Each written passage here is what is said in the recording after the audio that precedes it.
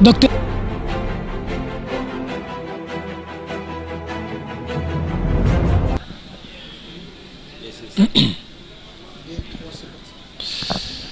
Docteur Stéphane Zita, bonsoir. Bonsoir.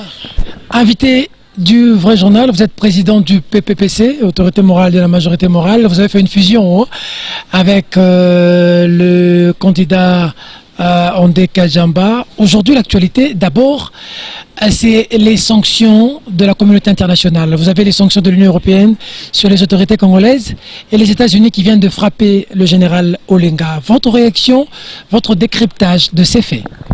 Merci beaucoup. Il faut éclaircir cette chose, que je suis le président national du Parti du Peuple pour le Progrès du Congo. Nous avons une plateforme électorale qu'on appelle PONA, c'est-à-dire la plateforme de position non alignée. Et nous avons une pensée politique dans le think tank, la majorité morale consciente, qui répondait à la question de Motinga, qui a dit que le Congo, c'est la terre des insensés. La République des inconscients. Alors, nous pensons qu'il y a quand même des gens qui sont conscients. Il y a une majorité morale qui est consciente ici. C'est-à-dire qu'il y a 3 majorités dans ces pays, vous savez.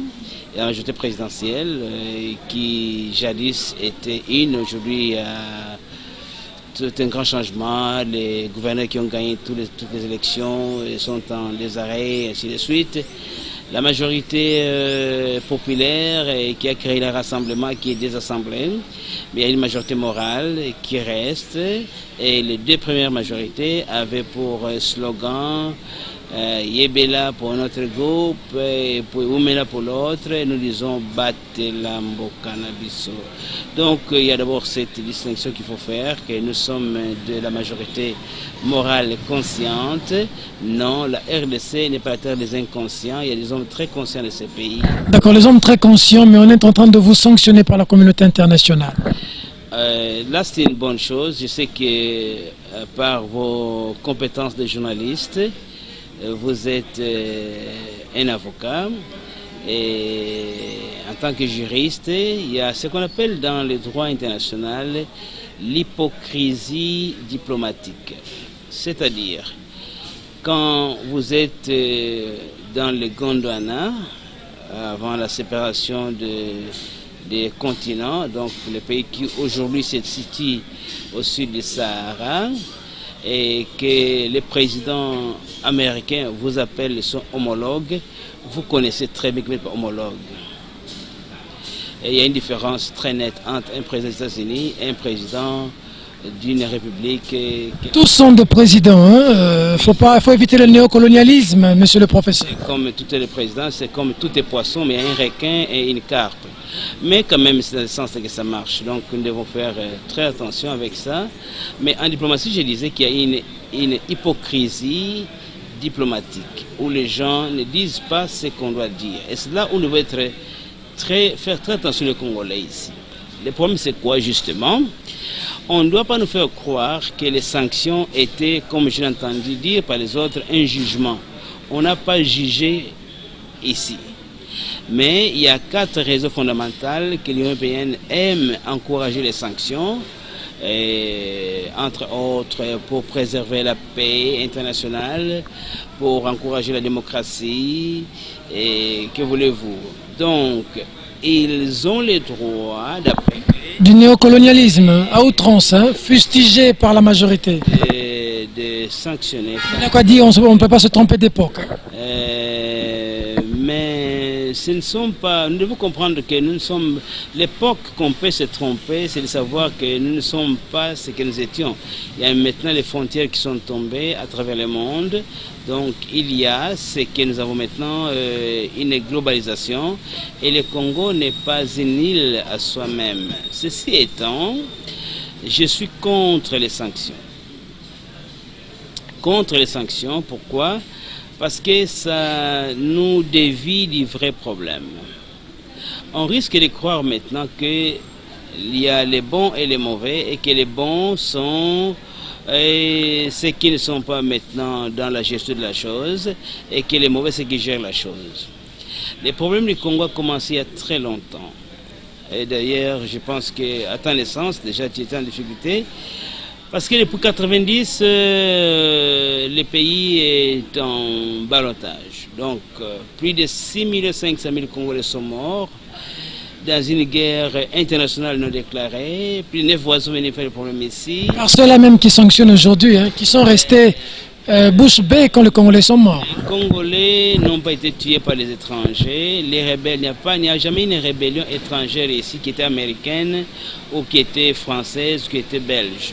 Les rébellions qui ont été dans ce pays étaient des rébellions congolaises. Ça, il faut avoir la responsabilité. Le Rwanda était derrière, financé par les Américains. Nous avons pensé que j'étais contre ça. Vous savez que moi-même, j'ai parlé le 16 mai, quand le gouvernement est arrivé ici, j'ai parlé clairement combien j'étais contre ces choses-là qui sont venues ici. Donc, je ne voulais pas qu'on puisse ne pas se comprendre dans ce sens-là. Donc, je ne crois pas que le Congo a un problème dans ce sens, non. Mais je pense que le Congo a besoin de ne pas se tromper de période. Quand ça ne tient, rentrons à la chose importante aujourd'hui. Je dis qu'il y a une hypocrisie diplomatique. On ne veut pas dire les choses comme on doit les dire, quand il faut les dire et comme il faut les dire. Et là, il faut faire attention. Donc ici, les sanctions qu'on donne cherchent des boucs émissaires. Ce sont des gens qui sont victimes d'un système qui ne les aide pas. Aujourd'hui, il n'y a pas un seul ministre qui peut aller au marché avec son épouse, juste se promener, voir. Ils partent comme s'ils sont dans une guerre, tout un bataillon de guerriers autour d'eux. Donc c'est pratiquement une prison. Pourquoi? Parce qu'on est mal amené au ministère. Et c'est ça qui crée un problème très sérieux. Donc ils sont victimes d'un système qui ne les aide même pas. Ils ne dorment pas en paix, ils ne vivent pas en paix. Donc tout le monde vit dans les eaux troublées ici. C'est dont le Congo a besoin, ce n'est pas encore qui va nous dire quoi, comment, où aller, mais c'est plutôt comment nous allons ne pas dérayer notre train. C'est quoi? Les élections. Oui, mais la majorité dit déjà que ces sanctions vont pénaliser l'organisation des élections. Bon, le pays n'est pas pour la majorité, vous ne comprenez pas encore ça. Le pays est pour tous les Congolais et la majorité, une minorité qui s'appelle majorité. C'est-à-dire qu'il y a 3 majorités au Congo. Mais ça vous l'avez dit. Mais pour la majorité présidentielle, ces sanctions vont déranger l'organisation des élections cette année. Bon, ce sont des jeux que les pays jouent. Dans la diplomatie aussi, il y a des jeux que les pays jouent pour arriver un peu à dire ce qu'il faut dire. Mais je vais rentrer au point important ici. Il y a une hypocrisie diplomatique. Quand vous avez quelqu'un vous dire, par exemple, nous autres dans l'Union africaine, nous allons être avec les Congo, est-ce que l'Union africaine a à dire à l'Union européenne? La réponse est que non. Et ce sont des entités différentes et chacun va faire le mais quand même nos voisins aimeront nous distraire en disant qu'ils vont nous défendre, sachant qu'ils ne peuvent rien faire, ils ne vont rien faire, ils ne peuvent rien faire. Donc c'est question de ne pas être entraîné dans un désordre là. La position de l'Union africaine est inutile. Oh, c'est juste une gymnastique rhétorique, ils ne vont rien faire, absolument rien. Ils peuvent dire ce qu'ils veulent faire, combien d'autres qu'ils ont promis, ils n'ont jamais fait. Donc ça, il ne faut pas distraire les Congolais. C'est encore là-bas une application africaine, une version africaine de l'hypocrisie diplomatique que nous devons mettre fin. D'accord. Et par rapport à ça, les élections sont menacées. Vous êtes sûr, vous, qu'il y aura élection cette année? Ou à la manière de faire de Nanga, où on parle des aires géographiques, 4 par commune et tout, ça va tirer les choses en longueur. Les élections, c'est pour 2018. Une année scolaire à 220 jours. Nanga a très mal calculé. Donc, il est pris dans son propre piège. Il sera surpris que Kinshasa aura pas 4 millions, mais il y aura tout au moins 6 millions. Et il sera surpris que Nanga ne va pas beaucoup nous distraire. D'abord, il a maintenant forcé les gens de poser des questions qu'on devait avoir posées, qu'on n'a pas posées. Je la pose maintenant. Vous savez que quand Nanga a laissé, pas Nanga, mais je parle de la CENI, a laissé toutes nos données à Zentas. La compagnie qui utilisait d'abord les machines électorales. Donc vos données, vous, quand nous parlons maintenant, sont logées en Belgique chez Zentas. Et c'est dangereux dans la guerre commerciale, que mes données biométriques sont quelque part. eh ben, on a trouvé notre compagnie qui devait faire des machines. Mais vous savez combien ça coûtait? 60 millions de dollars américains. Maintenant, si vous avez 60 millions de dollars américains pour avoir des machines et que vous allez à Kinshasa avec 3, 4, 5 machines, pas même 1000 machines, les gens doivent poser des questions. Où sont ces machines-là? Ça coûtait combien? Donc Nanga a réellement ouvert une boîte à pendules où les gens veulent savoir nous avons acheté quoi, de quelle compagnie et où sont ces machines-là, parce que nous ne les voyons pas à Kinshasa. Parce que la première faille à Kinshasa, c'était quoi? C'était les machines qui n'étaient pas nombreuses. Donc cette diversion de l'ère électorale, dire qu'on veut se faire les likelemba, Banamboka, parce que machine est alité. Donc il y a quelque chose qui sent mal là-bas, ça sent très mauvais. Et nous demandons combien de machines étaient achetées, où sont ces machines, et pourquoi il n'y a pas 10 000, 15 000 machines à Kinshasa. Il y en a plusieurs, mais on progresse par zone aire géographique. Non, pas. Même là, ils ont progressé dans les bureaux qu'ils ont ouverts. Nous avons créé un mouvement qu'on appelle Stop, Synergie, Téléma, Ongenga, Peuple. Que les peuples congolais s'en approprient ces élections. Ils sont partis voir à Gombe, sans parler, voir seulement. On a trouvé que quand on regarde, la première faille, c'est qu'il y a très peu de machines. Hormis l'incompétence des gens qui travaillent là-dessus, c'est un problème. Le deuxième problème qu'il a créé aussi le même, on leur avait dit, écoutez, avec le démembrement des provinces, les gens ne savent plus Bandundu, il est maintenant où. Mais si dans un pays où nous avons réussi de vivre depuis 1997 jusqu'à aujourd'hui, on n'a pas l'état civil arrangé, il n'y a pas de carte d'identité, on ne peut pas dire aux Congolais où la nationalité est sacrée, parce qu'elle ne peut être président de la République, et celui dont le père et le mère est congolais, et la nationalité peut être partagée, mais vous amenez 3 amis qui vont témoigner, et vous devenez congolais. Et vous devez voir votre carte de lecteur. Lisez un peu les cartes de lecteur, vous êtes journaliste. Il y a des noms incroyables. D'abord, les Congolais, le problème de savoir c'est quoi les noms, les prénoms, les postes-noms. Donc vous allez entendre quelqu'un qui pense, tu appelles quoi? J'appelle Stéphane Nzita. Et que c'est Nzita Stéphane. Il pense que c'est la même chose. Alors que dans les codes des familles, les noms est sacré, y compris la position de chaque nom. Et vous avez encore les noms comme dans les cartes des lecteurs, des noms comme Tom and Jerry, tout ça. Où est-ce que vous voulez en venir? J'ai dit qu'il fallait obligatoirement prendre les jeunes Congolais qui sont là, qui vivent dans les quartiers. Nanga a mal procédé. Et je continue pour vous dire qu'il y a un plan d'État qui n'est pas celui qu'ils ont appliqué. Ils appliquent le plan de la CENI pour avoir les élections en 2017. Oui, mais parce que ce plan-là ne peut aller que vers un échec. Mais voilà. Il n'y aura pas élection selon vous? Il y aura élection, mais c'est élection à la manière de la CENI qui a été toujours une incompétente, incroyable. Donc nous aurons encore des élections qui ne seront pas dignes. Parce qu'ils n'ont plus d'autre point de sortie. Il y aura élection. Pourquoi nous disons au peuple congolais, ne soyez pas distraits. Yambalo yo kozala kidiba te. C'est eux qui bazala kidiba. Nous allons aux élections et nous allons surveiller les processus. Donc on a un mouvement Stop, Synergie, Téléma, Ongenga, Peuple. À partir de Kinshasa, nous surveillons comment ils sont en train d'enrôler. Parce qu'ils devaient d'abord identifier et enrôler. Maintenant, ils pensent qu'ils se mettent enrôler. Donc déjà, dans la mission donnée à la CENI, d'identifier et d'enrôler, et ils pensent qu'enrôler, c'est identifier. C'est ça le problème. Alors qu'enrôler devait commencer par un état civil. Et on a dit, voilà, tu n'es pas le ministre de l'Intérieur, allez-y avec le peuple, mettez un fichier de 4 à 4 pages où les informations sont là, de moins les gens vont pratiquer dans leur quartier, ils deviennent de quelle commune. Maintenant, ils partent là-bas, ils ne savent même pas dans les nouvelles structures de province, il est de quelle province. Donc, à part l'incompétence de la PENI, excusez-moi, de la CENI,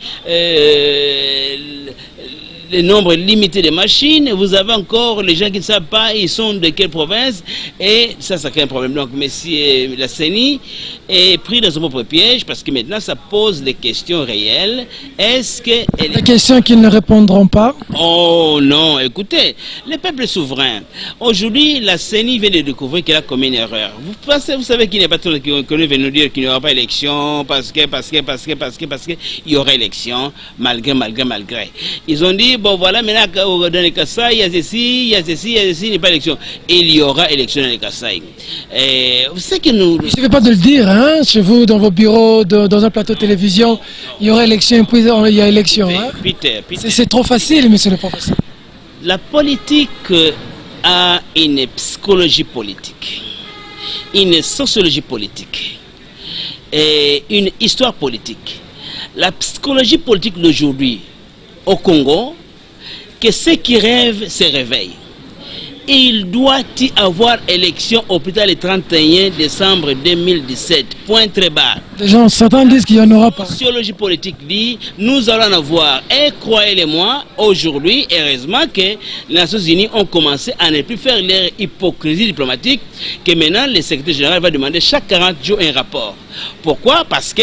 On a refusé les immixtions. Hein. Le gouvernement était déjà clair. Hein. Oui. Pas d'immixtion dans les affaires internes. Le Congo n'a pas encore quitté les Nations Unies. C'est encore partie des Nations Unies. Et quand on vous demande des choses qu'on fait à la table des civilisés, on ne doit pas avoir des poids de mesures. Vous comprenez? Dès lors que nous avons des représentations aux Nations Unies, il y a certaines règles qui nous transcendent. Et d'abord, les lois internes sont subordonnées par des lois internationales. Donc attention avec ça. Mais là, ce n'est pas mon problème. Parce qu'il y aura élection. Quand déplaise ceux qui veulent rester là par des arrangements. Le peuple va choisir ses dirigeants, le peuple va élire ses dirigeants. Avec quel budget? Mais on n'a jamais avec un budget, parce que le budget, il n'y en a pas. Vous savez, quand un pays vous donne un budget au mois de juin, et il appelle ce budget, vous avez un problème seulement de lexique politique. Les budgets... Ce qu'on a adopté hier, c'était quoi? Ça peut s'appeler tout sauf un budget. Quand vous avez un budget, c'est pour l'exercice d'une année. Par exemple, 1990 à 91, 2017, 2018. Quand vous venez au milieu de l'année, au mois de juin, vous adoptez quelque chose. Si vous l'appelez budget, soyez heureux d'appeler ça budget, mais ça ne répond pas aux critères d'un budget. De 7 milliards. Bon, mais écoutez, ils peuvent rêver comme ils veulent. Qui va voir, on va voir ça où ça? Il y aura où l'argent? Tu vas la rassurer, hein? Ce n'est pas Bilal Tshibala qui est en cause. Son assurance n'est pas le problème. Mais la réalité politique qui montre qu'on ne peut pas avoir l'or dans une pierre. Le peuple congolais a trop donné, il n'a plus à donner. L'argent viendra où? Quand vous avez maximum des recettes. Ce qui va arriver, c'est que le peuple va commencer à sentir que dans les marchés, il y aura beaucoup de gens à venir soutirer un peu d'impôts. Il va être torturé. Mais écoutez, nous sommes au mois de juin. C'est le 2 juin aujourd'hui. Donc, nous sommes au mois de juin, il n'y a pas moyen. Donc, ce qu'ils ont fait là-bas peut s'appeler n'importe quoi, mais pas un budget. Mais écoutez, tout homme qui a fait les sciences po connaît qu'est-ce qu'un budget. Un budget de 7 milliards va quand même permettre que vous puissiez vous arranger avec la SNEL pour le courant chez vous. La SNEL, comme la Régie des eaux, comme l'ex-ONATRA... Vous êtes finalement entendu maintenant avec la SNEL? Écoutez... Vous avez négocié, il y a le courant, je ne peux pas... J'ai vu la lumière partout. La lumière est là parce que ceux qui n'ont pas de courant les SNEL ont plus de courant que ceux qui en ont avec les SNEL. De moi, il n'y a pas de lestage ici. Il y a toujours du courant ici. Les SNEL... Et finalement négocier avec la SNEL? Non, les SNEL, je ne peux pas négocier parce que on nous a escroqués et moi je ne céderai pas. Étant un enfant dont les grands-pères des grands-pères sont des Congolais, dont un de mes grands-pères est mort pour l'indépendance, dont moi-même j'ai sacrifié ma vie pour ce pays-ci, je ne permettrai jamais un seul individu négocier avec la SNEL. Jamais quand je n'ai pas tort. Donc, j'ai dit... vous n'avez pas payé les factures, il faut négocier. Nous avons payé toutes les factures. Le SNEL est en train de... j'ai reçu une lettre de la régie des eaux pas très longtemps qui me dit, oui, nous avons mal calculé, de là, on devait télécommencer, mais désormais, vous allez avoir une autre facture. Ils ont même réduit la facture, mais ils me facturaient pendant 11 ans autres. Dans leur comptabilité, leur cerveau, j'ai quand même payé ce qui est là-bas, mais on ne paye pas. Donc, nous avons des gens ici. On doit avoir un homme qui dirige la SNEL par rapport à son CV. Il va aller à l'école, avoir des entreprises, avoir un billet. Celui-là n'a pas un CV qui dirige. Celui qui n'a pas ça, je dis que les compagnies au Congo, les compagnies de l'État... Il faut payer, ça appartient à l'État pour que vous ayez le courant. Sont gérés par des récompenses politiques. Les gens qui connaissent faire ce qu'il doit faire ne sont pas là. Mais quand vous ne payez pas, comment voulez-vous l'État rentabiliser? Quand lui, là, ne connaît pas qu'est-ce qu'on doit payer, il va commencer à faire l'arbitraire. Vous voyez que ce pays-ci est très mal géré, surtout avec les SNEL. 3 quarts des Congolais sont gérés par les SNEL d'une manière forfaitaire. Comme ça permet que ça soigne quand ça doit soigner et on vole quand on doit voler. Donc, les SNEL n'en parlent même pas parce que c'est dans 8 mois que ce pays sera entre les mains d'autres individus et nous allons revoir les cas de l'ESNEL. Les crimes économiques sont prescriptibles. Là, ce n'est pas quelque chose qui nous dérange. Ce n'est pas avec les régies des eaux et ce n'est pas avec l'ONATRA. Négocier quand même pour le corps. Négocier, quand quelqu'un va négocier ses droits, cet homme c'est un insensé. Un homme revendique ses droits. C'est ça que les Congolais ne doivent jamais négocier, même les élections. Nous revendiquons. Quand les gens de la SNEL viennent que vous puissiez négocier, vous voulez. Même pour 1 centime, je ne peux pas. Parce que ce sont mes droits. Vous n'allez pas avoir du courant. Mais c'est pas grave. Parce qu'elle ne peut pas gérer le CP avec les courants. Qui a des courants qui payent l'argent? Moi qui ne paye pas, j'ai avec l'énergie alternative, j'ai des courants tous les jours. Et vous regardez qu'il n'y a pas de problème ici. Parce qu'ici, il y a un mot que même ceux qui n'ont pas étudié connaissent, de lestage. On vient vous raconter des choses qui vous laissent dominer les beaux. Le fleuve va baisser, comme si c'est maintenant que ça commence à baisser. Écoutez, il y a trop d'inconvénients dans ces pays que nous devons en remettre. Mais rentrons à la chose sérieuse. On ne peut pas négocier ses droits. On ne va pas négocier le 31 décembre. On va revendiquer nos droits et nous aurons élection au plus tard 31 décembre. Point très bas. Si il n'y en a pas, on termine par là en 30 secondes. Non, il n'y a pas question, il n'y en a pas. Parce qu'il y en aura. Si il n'y en a pas. Parce qu'il y en aura. Vous avez dit qu'il y aurait élection l'année passée, il n'y en a pas eu. J'ai dit, il y a eu quand même élection. Nous avons décidé que le mandat est terminé pour tout le monde. Je pense qu'il y avait quand même l'accord de la 5 ans qui a donné bégué aux autres. S'il n'y en a pas, qu'est-ce qui arrive? Il y aura élection, que le peuple se prépare, s'en approprie le processus électoral, parce qu'il va y avoir élection. Ne soyez pas distraits et veulent nous distraire. Nous allons tout droit aux élections. Mais maintenant, il faut faire 4 choses. La première, surveillons le processus d'enrôlement. Vous voyez un problème, regardez les numéros là qui est dans votre quartier, qui n'est pas, vous avez vu, stop, synergie, Téléma, Ongenge, peuple.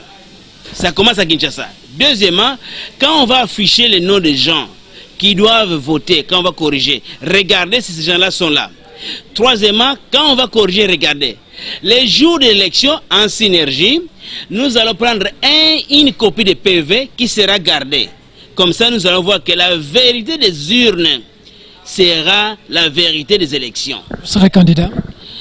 Eh bien, je ne l'ai pas encore annoncé, mais si je suis candidat, je serai un très bon candidat. Mais si un candidat président de la République, je serai un très bon président de la République. Et je pense que si ma famille politique me le demande, je serai candidat, mais je n'ai pas encore le temps de voir des candidatures maintenant. Mais je vous le dis clairement que si il faut être candidat président de la République, je serai un très bon président du pays, sera un premier béni d'avoir un candidat comme président de la République. Mais ce n'est pas encore le temps pour le moment. Docteur Nzita Dinzita, merci. Que Dieu bénisse le Congo.